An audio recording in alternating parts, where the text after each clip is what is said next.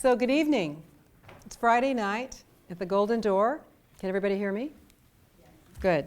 And I am so excited to be here with someone very special who I just got to meet today, who flew in here just to talk with us tonight, Alexis Abramson. Did I say that right? Correct. Perfect. She's a leading industry expert and trend spotter, and I love trends, on topics like the power of aging. She's an inspiring speaker, a blogger, corporate consultant, my gosh, all these things, how do you have any time? Successful author, award-winning entrepreneur, and a journalist. That's a lot of things, huh? But she's committed to baby boomers. I'm really anxious to hear about this. And mature adults, and has been featured many times in national publications featuring Time, Forbes, Wall Street Journal, and People. So tonight we're going to talk a little bit about what's going on in the trends of baby boomers and what we should know that she has been teaching all over the world. All over the world. All over the world that we need to know. Spreading the message. At the end of the night, we hope she leaves us with a golden nugget how to do something a little bit better. So the title of your next book is The Power of Aging. So why did you write this book, and what do you think we can expect to learn from it? So I wrote The Power of Aging. I'm writing The Power of Aging, almost finished, because I believe that we look at aging, we're all in such denial, it seems like, or we've been over the last few decades, and we look at it as though it's something horrible, it's taboo, we don't want to do it. It's not something that's going to empower us or make us powerful. And so I wanted to sort of flip the switch a little bit on that and have a paradigm shift, if you will, and really help people understand what I understood at a very young age, which is that you should embrace your second 50 years. And you should try to figure out, I mean, the alternative we all know is not what we want, right? Death. So why don't we embrace it? Why don't we make it more powerful and be more a part of our second 50 years? Wow, that sounds pretty powerful. But let's take that a little bit deeper though. These 4 keys to longevity. Yes. What are they? So when you look at aging and you try to figure out, what are some of the lifestyle changes that I can make? I believe that there are 4 keys to longevity. One is the biological, what can we do from a physical standpoint? One is psychological, what can we do from our mind? One is obviously socialization. What can we do from a community standpoint? And just as important as everything else is financial, because if you have all of these other things in your life, but you don't have the financial pillar to support it from a longevity key, then you're in trouble. Are they all equal?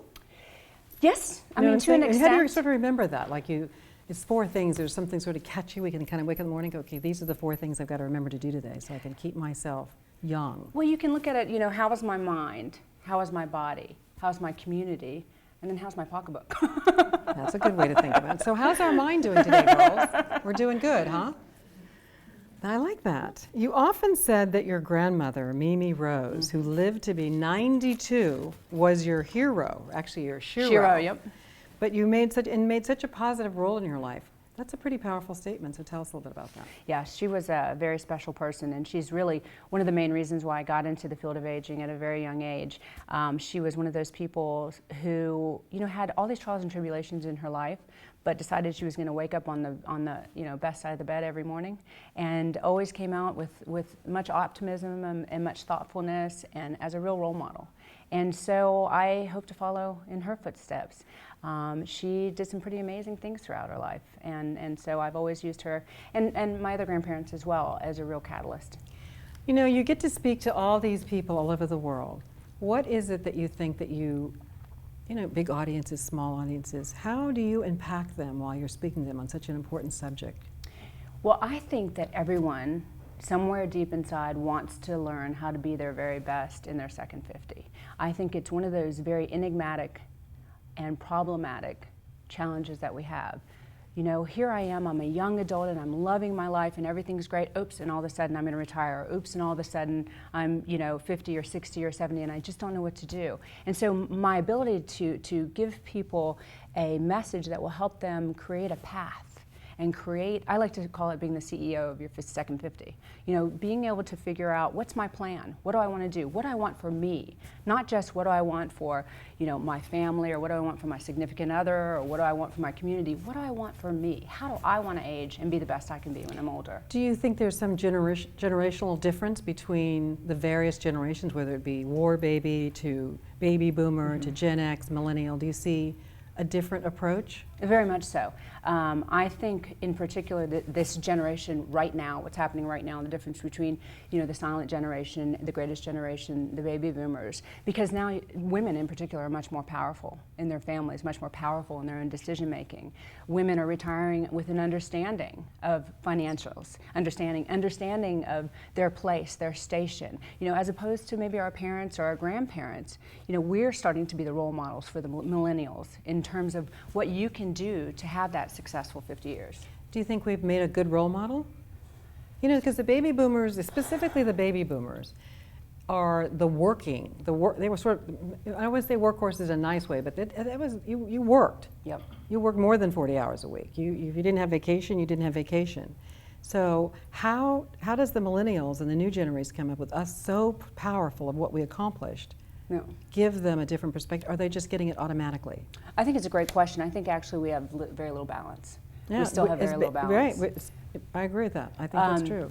And so I think we can work a lot harder. If we want to be role models for millennials, we can work a lot harder in trying to figure out how to have that balance. Because that's one of the things, you know, in the four keys to longevity, that's one of the things is what do we do from a stress standpoint? And, and being mindful but not having our mind full. You know, and all of these things certainly do rub off on people that are around us. Do you think maybe they're teaching us? Because they like, no, it's like 40 hours, I'm out of here. Yeah, I don't agree with that either. So tell me, so how do we change them? I think that, I don't agree with the 40-hour, but then I don't agree with the 80-hour a week. You know, I think there's somewhere in the middle, but it's also about passion. I don't think it really matters in terms of the quantity of hours, it's the quality of hours. It's whether, and that's what I love about what I do.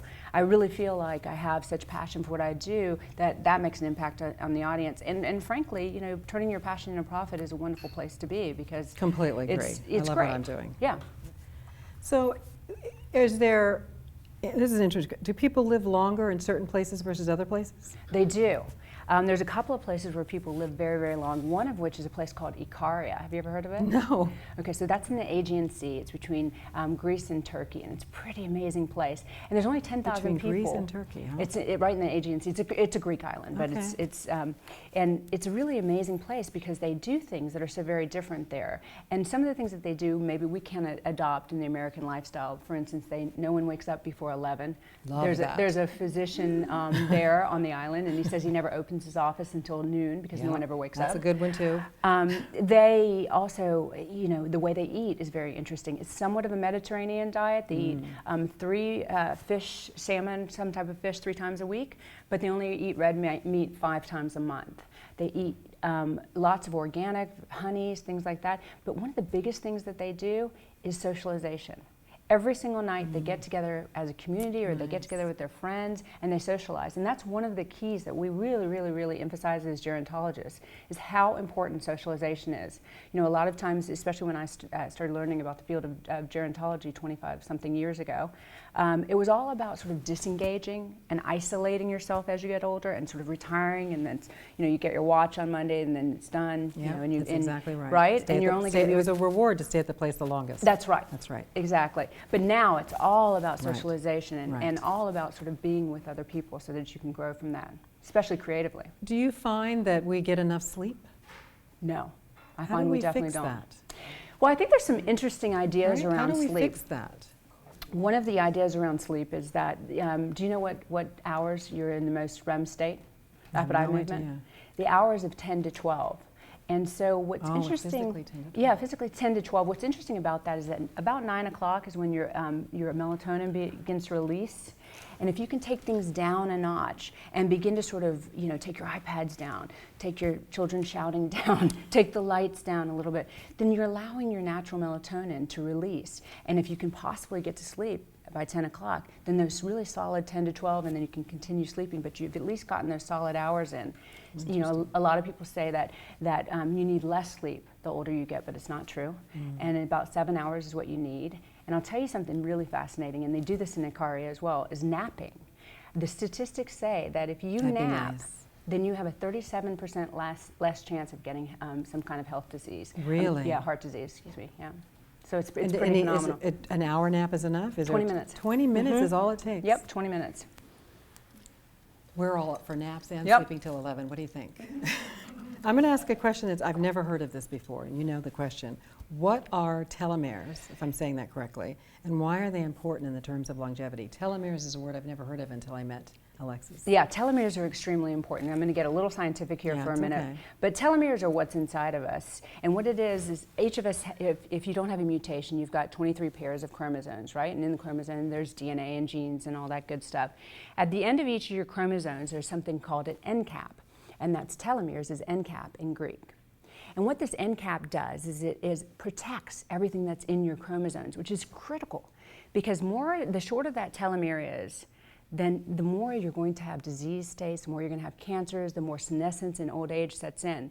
And what's phenomenal about it is they've just found through research that you can actually extend and lengthen your telomeres.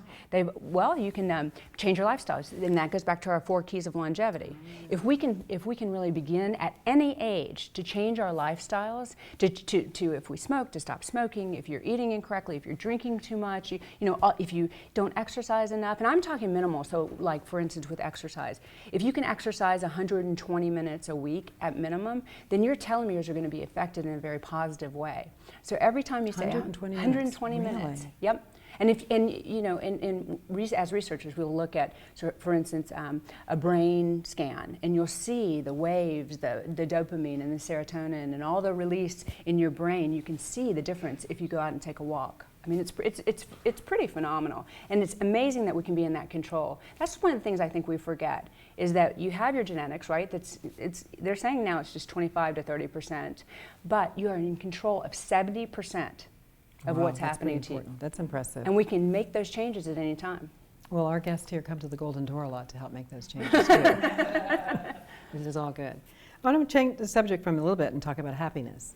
We're all always talking about this undefined and word of searching of happiness. Yes. So how does that fit into this?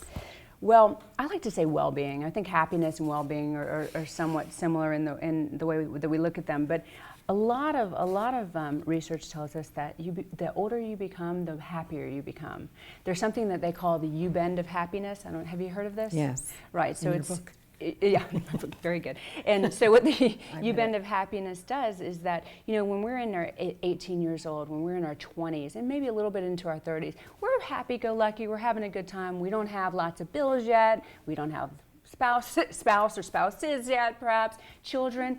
But then what happens is it starts to go down, right? It starts to go down, and then you get into your 40s and get to 45, things start happening. Maybe you have some health issues, maybe you have, some job issues, whatever the case may be. Then there's this sweet spot right here where it just flips. And it's that point when the man's having the midlife crisis and maybe the female's having the empty nest syndrome. And right after that moment, it starts going right back up. And so you have this little crisis spot, right? You have this meeting of your own mind, and you're struggling, and you don't know what to do. Menopause. I mean, that's kind of like right after menopause. Right. That's a great spot. And then you start going back up, and you talk to 70-year-olds and 80-year-olds and 90-year-olds, and I've had the opportunity to talk to many of your guests who are in that age range. They are just optimistic and happy and settled in their own skin. And so, we find all kinds of data that really represents that and supports that. Do you find that there's the opposite side of that pendulum, of course? Mm-hmm. And what happens if you have emotional baggage? What does that do to happiness and health and wellness? How do you get, obviously the easy question is how do you get rid of it if there's a way, and we know that's not as easy said and done. But what is that really doing to you? It's bringing you down. I mean, it's obviously creating havoc not only for you. I'm going to ask a secondary question while you answer, if you don't mind. And does emotional baggage affect us differently at different times in our life? Does it weigh on our health when we're older less, or is it pretty much the same problem all throughout your life? Do you know what I'm saying? Yes. So we each, we're not a big homogenous group, right? So we each have different levels and variations of emotional baggage. But what's interesting is if you really, really consult yourself, it comes back to guilt. And so, as I've spoken to on so many occasions and surveyed so many mature adults that seem to have, 50-year-olds even, that seem to have a lot of emotional baggage, it always leads back to this feeling that you're letting someone else down, this feeling that you're letting yourself down, and this inability to basically figure out how to prop yourself and your community up in a positive way. And so if we can begin to work on it early, that's one of the things that I'm trying to do as a 48-year-old, is get people that are my age to begin to think about these things so that we don't carry it through our second 50 years and carry all this emotional baggage through. And everyone deals with it differently. I think one of the challenges that people are having when we talk about emotional baggage and finances is, we don't have that, we're starting not to have that time to ourselves anymore. Lots of people are thinking that their kids are going to leave, and they're actually boomerang kids and coming right back. Mm-hmm. We're thinking that we're going to have our second 50 years, to have some freedom, and now we're having aging parents who are living, 70, 80, 90, 100 years old, and we become caregivers when we're in our 60s and we're in our 70s. So it's also, trying to figure out how you're going to not muddy the waters. Right. And there's no easy solution to No. that. You got to just get through it. You've got to get through it. And I'm certainly not in a position to tell you, Right, nor of are you course, to tell of me. course. So it's really your own individual plan. Right. Well, there's another side too. The newest diagnosis in the medical world is called the sitting disease. I Yeah. love this. What is it, and how do we avoid it? The sitting disease. The sitting disease. Have you ever heard of that? No, me neither. So if you sit in front of a TV for 1 hour, it takes 27 minutes out the back of your life. And so for 1 hour, think about how many hours you sit in front of the TV, or how many hours you sit in front of a computer. And they're actually calling it the sitting disease. And as a matter of fact, for 65-year-olds, how many hours do you think a 65-year-old sits? I can't imagine. 9 hours a day. In front of a 65 plus. television? Either in front of a television or sit stationary for an average of 9 hours. And what happens there is that you've got to keep moving. So that's kind of the whole thing with the treadmill. Computers, a treadmill at work, that whole concept, and really just continuing to walk around, because the sitting disease, it's a couch potato disease. People are actually being diagnosed with it, and they're seeing lots of hypertension, cardiovascular problems, depression. Of course. Yeah, so. Interesting. Do not sit for 9 hours in a row, for sure. Does this affect, there are so many personality types. Does personality types change longevity? Yes, personality is very correlated with longevity. There's a personality type, it's called the conscientious personality, and it's pretty interesting. Conscientious personality is the person who has a very high moral compass. It's the person who is actually a pat rack, but organized. They're very detail-oriented. They're very thoughtful in their approach, very hard workers, not A personalities, but very conscientious about their moves and what they do and how they converse. And it's actually very, very well researched as well. The longevity for a conscientious personality is almost 5 to 10 years longer. Wow. Yeah. That is so and you can interesting. change that at any time. That's what I was Is that talking right? about And before. how would a person change? Well, if you're a hoarder, Yeah. get organized. Right, you're if right. you're Clean your not, house if you out, don't get cross free. the T's and dot the I's, and you're not Right. detail oriented. Right. But you can do these things. These are things that we can teach ourselves how to do. We just have to clear the clutter. So would a person realize that, though? Does a hoarder know they're a hoarder? Isn't that why they're struggling, because they can't really see it? It's a good question. That's know why what I'm there's a saying? show called Hoarder, I guess. Exactly.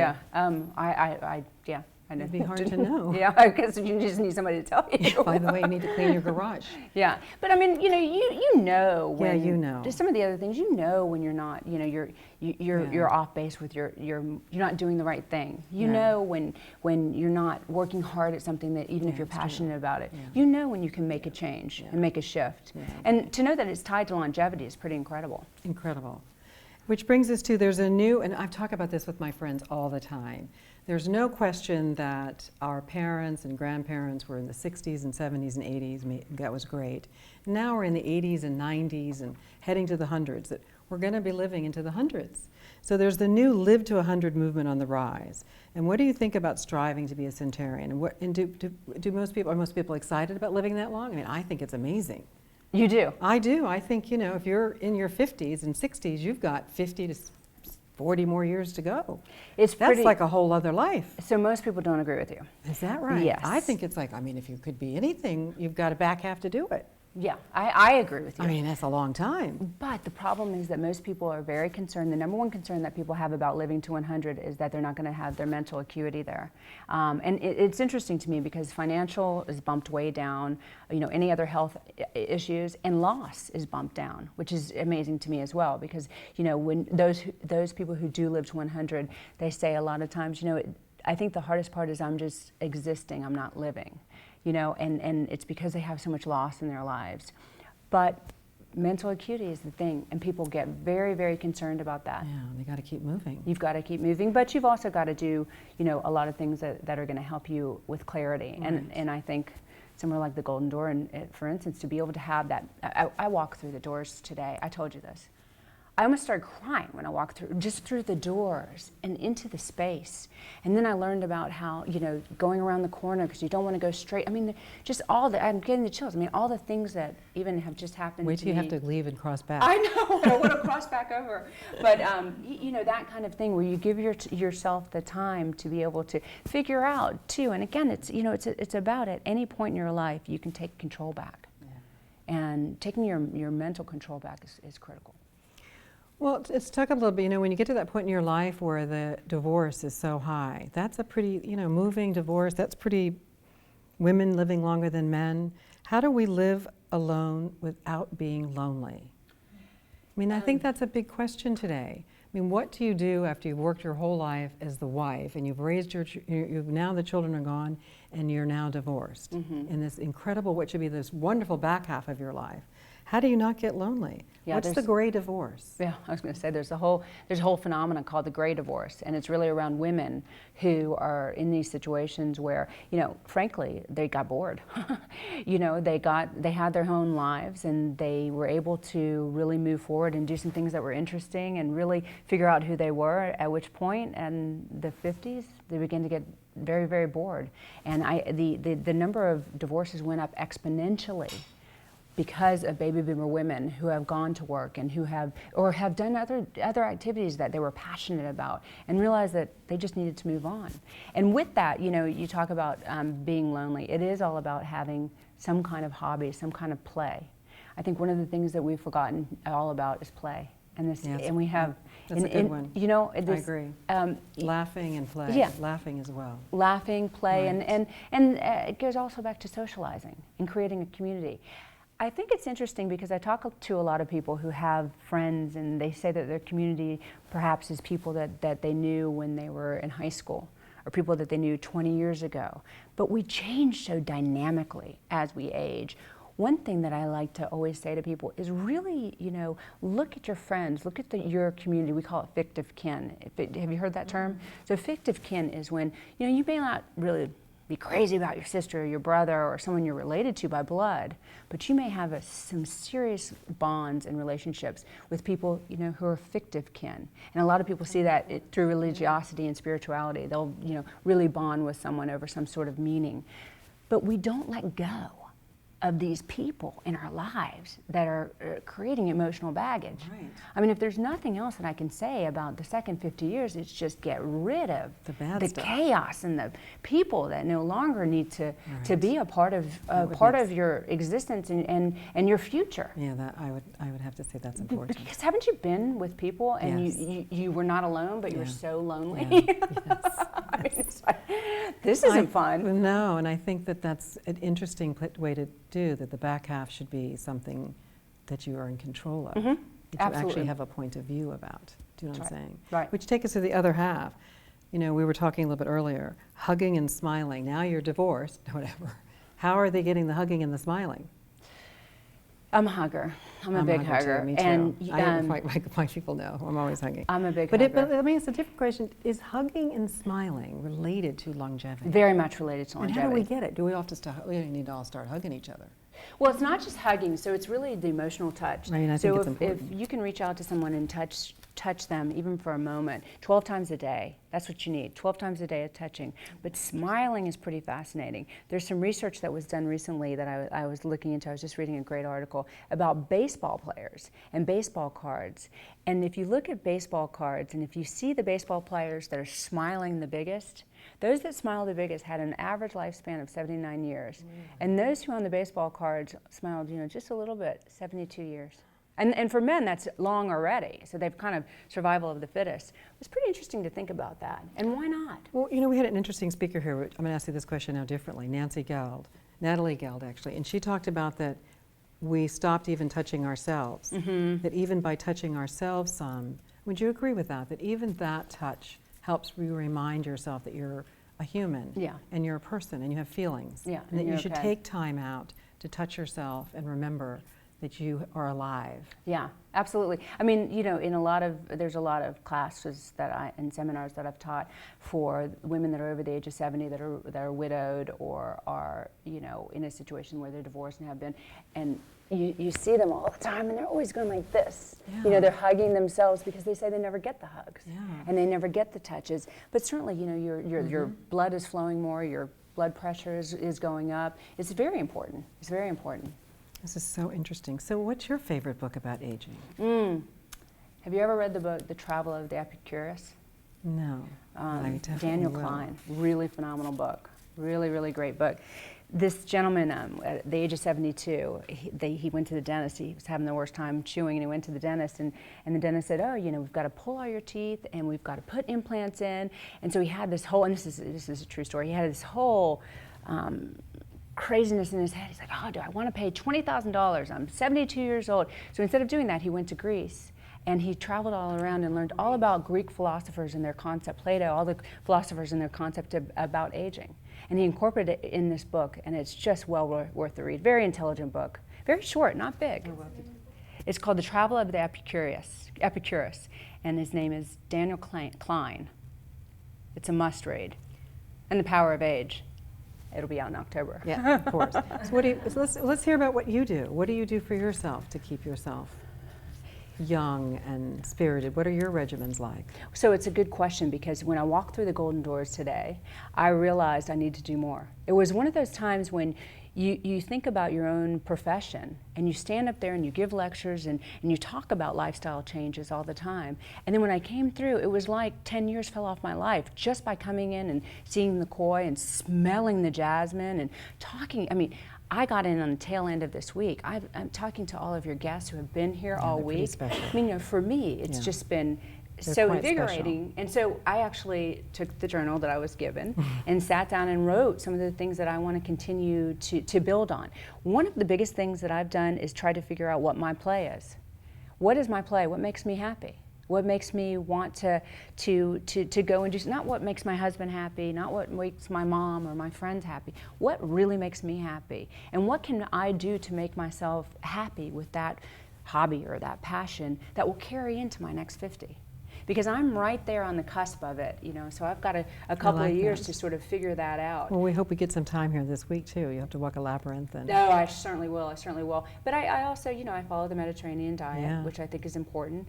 And I prefer to wake up with a smile than not. I And love I that. stopped caring if you don't smile back. I totally agree with that. You know, I always like to leave something, like I call them little golden nuggets each week with our guest. And I think the last question for the night before we go to questions and answers was, can learning new things keep you? I love this speaker series. I am just the most curious person. Every week I learn something. Is learning things and keeping your mind open continue to keep you young? It does continue to keep you young, and I'll tell you a quick story about that. There's this place called Chianti, which I'm sure we all know, right? Where they have the vineyards and they make the wines, and that's where the highest percentage of centenarians, people that live to 100, are in Chianti in Italy. And the reason they say that they are is just around lifelong learning, is a sense that they say they never retire. That they, you know, maybe the CEO that works in the vineyard, they may be in charge of distribution, they may be in charge of the grapes, and maybe one day it's time for them to retire. But they're never marginalized, and they always continue learning. They never leave the vineyard. They always are part of decision making. They're always part of the conversations. They're always part of the energy that's around it. And I think that's one of the things that we need to continue to always do, is to just keep putting one step in front of the next and keep having adventures and learning and passions. And you know, if you have to call it never retiring, it may be reinventing yourself. I think so. You know, rethinking the way you want to live your second 50. I agree. I really think that curiosity is critical. Mm-hmm. Well, I think this was really exciting tonight.